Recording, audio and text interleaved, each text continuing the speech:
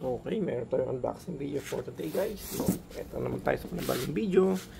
At syempre ito naka-fragile po tayo, no. Syempre meron siyang label. Ayan. So buksan natin po siya, no, para mas makita natin yung laman nito kung tama naman, no? Okay. Alright. Okay.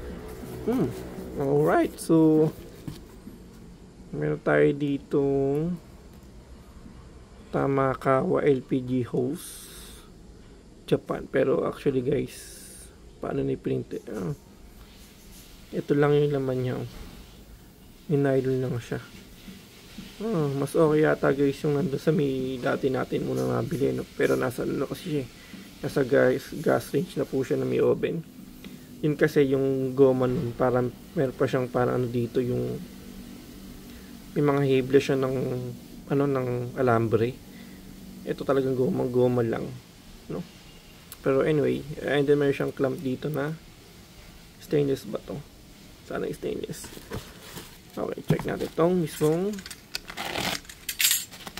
regulator.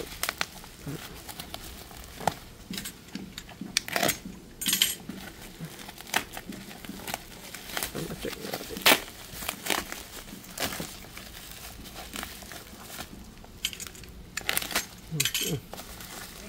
Okay, so meron tayo ditong LPG regulator, gas auto safety controller po siya.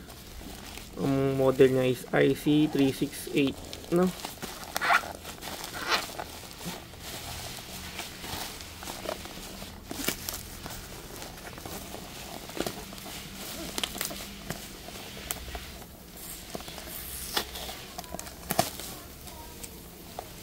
Yan, specification po niyan is 4 kg/h. Input pressure yan po, no? Japan technology daw po siya nakalagay dyan.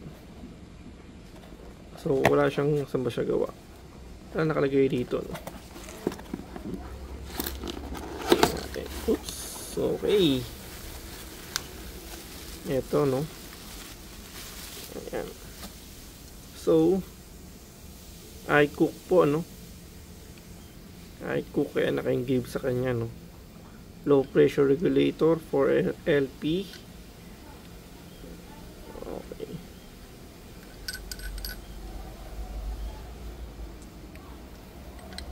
Wala siyang nakalagay saan po siya gawa, no? Pero so far, build quality check.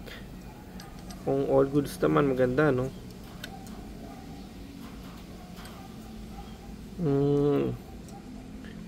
Okay.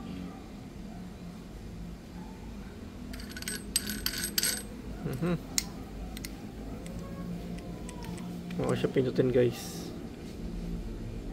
Ayan, iCook. Okay, so ngayon guys, ikabit natin ito sa ating LPG. Okay guys, so ito, naikabit natin siya dito, no? Check lang natin ito kung mag-open na. Singawan agad siya, no? So may laman pa tayo, no? Ayan, no? Okay pa, no? And then dito guys, kinabit lang natin siya dito. Ayan.